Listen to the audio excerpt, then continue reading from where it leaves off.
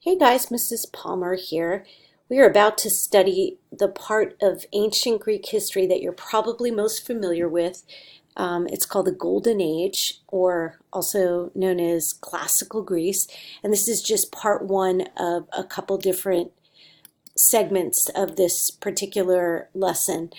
So we talked a bit last week about Western civilization, right? Being this when we're talking about European history and North American history and our heritage, we think about the Greeks and the Romans and several other groups that are sort of tied into this.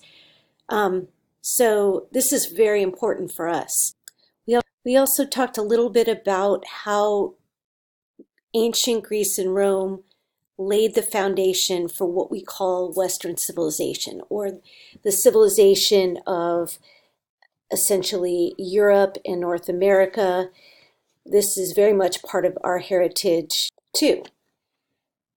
We also talked a little bit about the Greek belief in something called RET. And I want to argue that RET helped to launch what we call the Golden Age of Greece. And remember that concept, RET, which I'm going to keep emphasizing because you're going to get quizzed and tested pretty much all year. I'm going to bring up this concept. It just means excellence in all things. So the Greek idea was very much that the ideal man would achieve excellence in all things, and essentially to imitate the gods and honor them in every aspect of life. And here you'll see a famous quote by Aristotle. These virtues are formed in man by his doing the actions. The good of man is a working of the soul in the way of excellence in a complete life.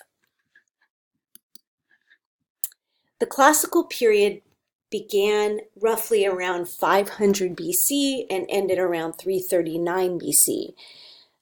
Classical just is a word that technically means the standard against which all other things are measured, judged, or evaluated. It can also mean the greatest or most enduring. So you'll often hear the word in terms of classical music or classical literature or classical architecture, and that's what it's talking about. You'll remember we just talked about how the Greeks defeated the Persians in the Persian Wars. And the Greeks were kind of the underdogs here. And Athens was able to flourish and excel after defeating the Persians. And they did so in a number of areas, in the arts, in architecture, drama, philosophy, literature, science, math, so many things. And so this is also called the Age of Pericles because Pericles was a great politician who we'll talk about in a little while. And he became really the symbol of Athenian democracy. He was a very gifted statesman. He was an orator. He gave great speeches. He was also a military commander, and he had a lot of influence in the 5th century BC. So some of his goals were to strengthen democracy, which had already been essentially invented by the Greeks earlier. Number 2, to hold and strengthen the empire. And number 3, to glorify Athens. So here's a picture of, actually of a statue or a bust of Pericles, the leader of Athens, as the only Athenian politician who was able to control the Athenian voters. Pericles did his best to keep the Athenians out of disastrous wars and to focus their attention on beautifying the city. And this is sort of what he's famous for. So Pericles did a number of things to further democracy. But before we talk about the particular achievements of Pericles, I think it's important to state that fundamentally, the Greeks assumed that men are rational beings. And when I say men, I mean all human beings, but probably primarily men because they were a bit patriarchal. Also, they removed mythology from politics, which was not the case in many civilizations at the time. So we owe a lot to the Greeks. The notion of citizenship, constitutions, equality before the law, government by law, reasoned debate, respect for the individual, confidence in the intelligence of human beings. All those things come from ancient Greek ideas. But there are fundamental differences between the Greek concept of liberty and our own. We tend to focus on the individual as being over the state. That is, that we as individuals have rights to be protected from the state infringing upon our individual rights. For example, in the case of religion, so in America we have a separation of church and state. We also focus on what we call human rights. But the Greeks thought primarily in terms of community rights as being more important than individual rights. And so that's important to understand as well. Also, it's important to understand the limitations of Athenian democracy. Most resident aliens, that is people that were living in Athens but were not born in Athens, really had no chance of citizenship. And about a quarter of the population were slaves who had no rights at all.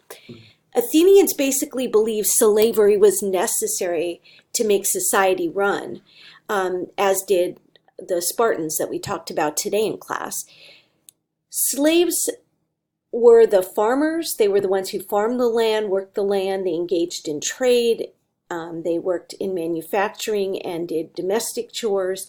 Some slaves, such as the Scythian archers, also had actually special privileges. But even small child slaves worked in mines and suffered a great deal. Some slaves were even Greeks, but most were foreigners. Often, as we had said before, they were prisoners of war and captives of pirates. Some were actually foreign children who had been sold into slavery by their parents or abandoned as infants. Sometimes people would find an abandoned infant and sell him into slavery, which sounds pretty harsh to us. Pericles did a number of things that are important. One of the things he did was to make public officials or to guarantee salaries for public officials. If you think about why that's important, it means that anyone, even someone who does not come from privilege, who's not an aristocrat, can actually afford to work in politics because they don't have to also work just to feed their families. So it's sort of this idea that becoming a politician should be based on merit and your talents, not just based on wealth, or not based on wealth at all. Also, Pericles instituted what we would call a direct democracy. It was not representative. So you know how we elect representatives to go to Washington and to represent us. In ancient Greece, it was very much a direct vote, so every man voted directly instead of sending representatives. Pericles also built an alliance of Greek city-states, and this league was called the Delian League, as you probably heard about in the video if you were paying attention. It was led by Athens. Athens established what is called a hegemony or dominance in this alliance, and they believed it was their duty to control the other city-states because they believed they were more democratic and more prosperous. They believed essentially that the strongs had a right to dominate the weak, and they believed that everyone benefited from Athenian hegemony, or again, domination, control, and I'm speaking both in terms of politics and economics. Athens was the strongest city-state during this period of time. And so they basically bullied the other city-states and forbade them from withdrawing from the league. They crushed revolts. They sent armies in to occupy borders. Member states were not, however, overtaxed, and member states even benefited from the increased trade. Still, a lot of the other city-states were a bit resentful of being dominated by the Athenians, as you can imagine. So all the tax money that Pericles and the Athenians collected, they used to build up a really strong navy. And as you can well imagine, why is this so important to Greece's power? Because they were completely surrounded by ocean. And so Pericles used a lot of that money to build up a navy, but he also funneled a lot of that money into the city of Athens to beautify it and to glorify it. And he also, in the process, produced a new class of wealthy tradesmen. And as a result of all this money flowing in and all this military and political power, uh, democracy just grew in leaps and bounds. It really flowered. There's one more thing I wanted to say about Pericles. He delivered this famous speech at the outset of the Peloponnesian War, which was the war between Athens and Sparta. And it was in honor of the Athenians who had died in the war or had suffered injury. Thucydides, the most famous historian of the 5th century BC in Greece, reconstructed this speech for us. And in this speech, he talks about the ideal of Athenian democracy, which encompasses both civic and personal freedom. Throughout the speech, he contrasts the narrow Spartan idea of excellence with a very rich Athenian one, a full development of the human personality. So Athenians valued both political freedom and cultural creativity. And the Spartans, as you know, were all about military power and strength. And so throughout this speech, Pericles is sort of contrasting these two city-states, which in his mind had to have been like different countries. The city-states were so distinct and had such strong, almost national identities. And so in this speech, one of the famous quotes is where Pericles says, "Our love of what is beautiful does not lead to extravagance. Our love of the things of the mind does not make us soft." And so what he's saying here is, just because we love beauty and we love the life of the mind and we love democracy does not mean we're weak. It doesn't mean we're weaker than the Spartans. Another thing that's really important to understand about ancient Greece is, of course, ancient Greek religion. So for the Greeks, religion was central to their life. So they had priests and priestesses who essentially interpreted oracles. So we looked at the Oracle of Delphi. I think I showed, well, maybe I haven't showed you some of my pictures from the summer yet, but I will do that. There were 12 chief gods who were supposedly living on Mount Olympus, and each polis or city-state had its own patron god or goddess, as well as a number of local deities. People would offer sacrifices and burnt offerings, and they would perform rituals. They had religious calendars to try to keep track of all the festivals that honored the gods, all the holidays, as well as inventing the Olympics and the theater, which all came out of this very strong religious tradition. Of course, they were polytheists. And the gods were like people, though. They were jealous, they were petty, they bickered, they did all kinds of mischievous things. So they were not the same concept, obviously, as, say, the Hebrew God. The Olympics also were invented by the Greeks, as you know, and they were invented to honor the chief god Zeus. They were first held in 776 BC. Athletes came from all over Greece, from different city-states, from Greek colonies, as well as from Africa, Italy, and Asia Minor. And if you remember, Asia Minor just means modern-day Turkey. There were individuals who competed, only individuals. It wasn't group sports like there are now. And it was only men. Initially, women were not even allowed to watch the Olympics, and athletes had to swear on the sacred boar of Zeus that they would follow the rules. And if broken, they could be fined or would be fined. And the Olympics was so important to the ancient Greeks that even if they were fighting a war somewhere, they would stop fighting the war to attend the Olympics, and then they go back to fighting afterwards. So, for example, when the Spartans refused to call a truce during the Peloponnesian War, they had to pay a fine for basically pausing the Olympics. So there were also a number of events that were held. For example, chariot races that were held in the Hippodrome. They were pulled by horses who raced for 9 miles. At first it was 4 horses, later it was only 2.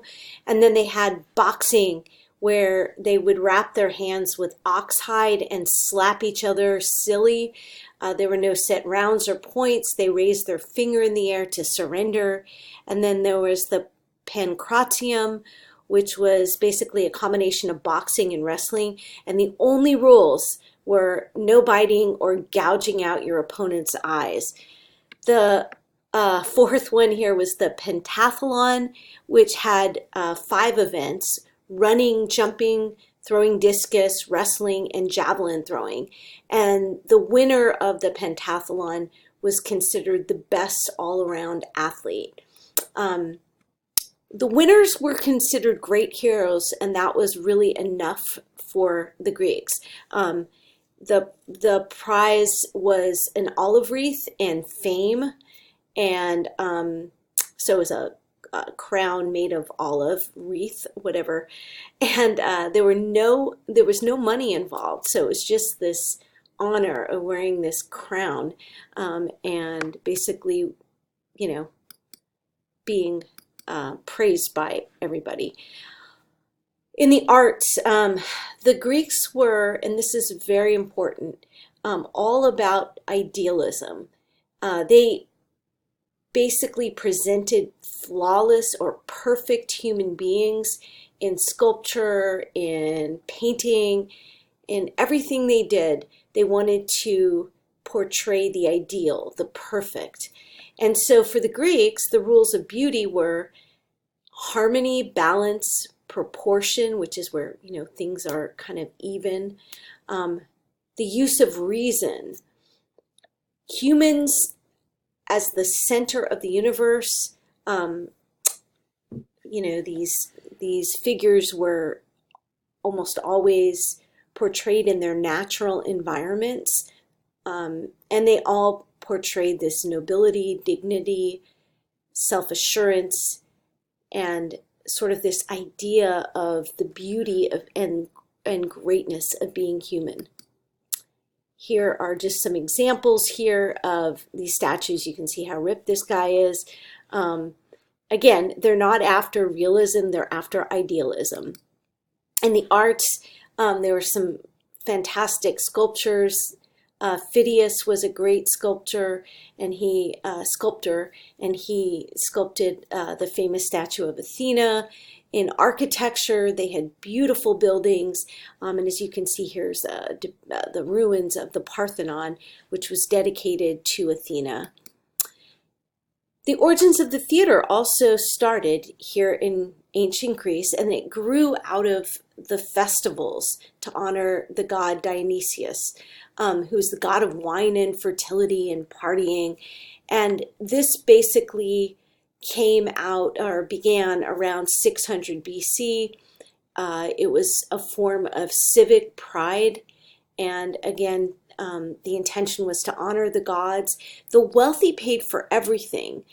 So if you were not wealthy, you still would get to participate and watch plays. It was considered sort of a public thing. They would wear masks and costumes, and the masks would sort of portray suffering and the weakness and triumphs of human beings. And theater really brought the inner life of people into focus. All of the human beings' hopes and fears. A guy named Thespis was the first actor who stepped out of the chorus and engaged it in dialogue.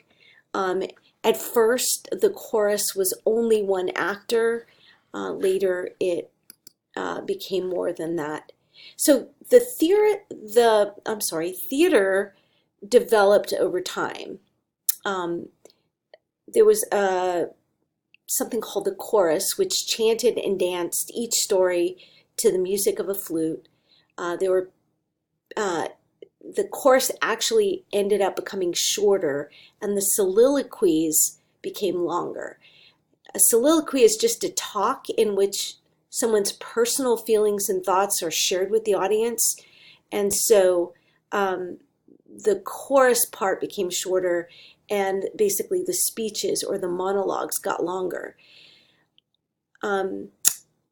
There were periods of silence in soliloquy. So there were periods where there was just silence, and then there were periods of these speeches. There were stories about gods and heroes, and there were essentially two kinds of plays, tragedies and comedies. And about the time of the Persian Wars, this Greek poet named Aeschylus added a new character to each story. So instead of just singing or telling the story like the chorus had done, people started to act it out. And this is sort of what came to be known as the play. So just as I mentioned, this is that guy Aeschylus, who was the famous playwright. At first, the Greeks focused on or only did tragedies, stories about suffering, stories that dealt with relationships between gods and humans. They all had sad endings, but through it all, the playwrights wanted to communicate this idea that humans have this incredible ability to live through suffering. There were three great tragedy writers, Aeschylus, Sophocles, and Euripides. I believe you're reading something by Sophocles right now. So let's just talk very briefly about a few of these guys. So Aeschylus wrote about the effects of power on people. He wrote probably more than 80 or 90 plays, but only 7 of these survived. He's the guy, as I mentioned in the last slide, who introduced a second actor and started creating dialogues between characters in the play. He pitted humans against each other, against the gods and their own destinies, so sort of fighting their own fate. And he showed how hubris, which is essentially another word for sort of unbridled pride, led to conflicts with the gods and resulted in punishment.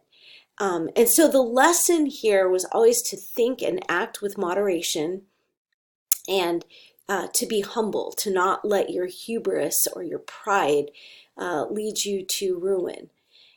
He wrote The Persians, which was about the defeat of Xerxes, the Persian king, who the Greeks believed was filled with hubris. And the actors started wearing masks to change roles during a play. So that was sort of Aeschylus. Sophocles wrote about how humans suffered because of their own mistakes and their sins, but at the same time that our suffering can help us to become better people if we let it.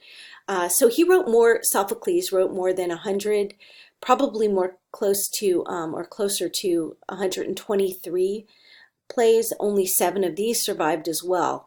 And of these, today we still have Oedipus Rex, which I believe you guys might be reading now, or Oedipus Rex, Antigone, and again, then he introduced a third actor. And then Euripides wrote about how people bring suffering upon themselves. So we kind of create our own misery. And a lot of these ideas are still obviously used today in movies, and certainly were used by Shakespeare many years later as well. Some of the themes, again, of Greek tragedies are human nature. We are great, but we're fragile. And so humans are free, but we can only operate within the limits imposed by the gods. So we are kind of free within the boundaries that the gods allow. And so we need to be aware of our own true position in life, which is one of fragility, being fragile, and not letting our hubris or excessive pride lead us into disaster. He also talked about how humans are torn between loyalties. Sometimes the demands of the gods are different from the demands of our family or our state, our government. So, for example, the story of Antigone demonstrates this, where she wanted to bury her brother, but according to the state, it was against the law. And so she had this incredible struggle. Um, it also talks about the nature of divine forces. Um, again, we are free sort of, but not so much because we have to live within the confines or the boundaries that the gods create. And another theme that comes up a lot in Greek drama is our greatest strengths can also turn out to be our greatest weaknesses. So think about Achilles and some of those famous myths. Um, Balance and moderation are really important themes in Greek tragedies, as well as the fact that ultimately we can't escape our own fate, as we see very clearly in the play Oedipus. There were also comedies that developed over time. They were not necessarily funny, like haha funny. It just originally meant that they had happy endings, but they did come to use satire, in which they poked fun at politicians in the audience, so kind of like SNL. And then if you've ever been to Cafe and Then Some, they kind of played off of stereotypes and used a lot of sarcasm and satire. These were actually written in the present tense, and Aristophanes was the greatest comedy writer. And he wrote something called Lysistra or Lysistrata, which was sort of an anti-war comedy. And it was written in the 5th century during the Peloponnesian War.